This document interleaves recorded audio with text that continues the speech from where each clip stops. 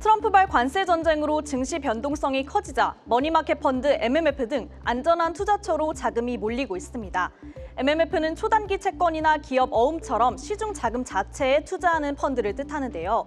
올해 들어 MMF로 42조 원 넘는 자금이 유입됐는데 국내 펀드 시장 자금 유입액의 4분의 1에 해당하는 규모입니다. 최근 한 달 동안에도 2조 원 넘는 돈이 몰렸는데 트럼프 대통령이 고강도 관세 정책을 발표한 4월 2일 이후부터 자금이 급속도로 들어왔습니다. 특히 ETF 상품에서도 MMF형으로의 자금 쏠림 현상이 두드러졌는데요. 최근 한 달간 MMF형 ETF에는 1조 4천억 원이 넘는 자금이 유입됐고 ETF 가운데 자금 유입 상위 1, 2, 3위는 모두 MMF형이 차지했습니다. 가장 많은 자금이 유입된 코덱스 머니마켓 액티브에는 한 달 동안만 6천억 원 넘는 자금이 들어왔고 연초 이후로는 2조 원 넘는 자금이 유입됐습니다. 미국 대표지수 상품들의 한 달 유입 자금이 1천억 원대에 그쳤던가 비교했을 때 눈에 띄는 변화입니다. 관세 전쟁이 완전히 끝나지 않았다는 점에서 대기성 자금이 MMF 등 단기 파킹형 상품에 머무르는 흐름은 이어질 것으로 보이는데요. 중국을 시작으로 주요 국가의 관세 협상이 이뤄지고 국내 대선까지 마친 2분기 말부터는 단기 유동 자금이 미국으로 회귀할 것이란 전망이 나옵니다.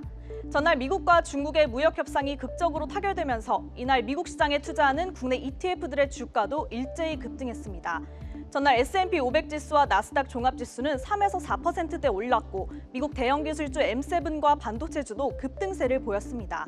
트럼프 대통령 임기 동안에는 불확실성이 여전하다는 관점에서 중국 시장으로 자금이 들어갈 것이라는 의견도 나옵니다.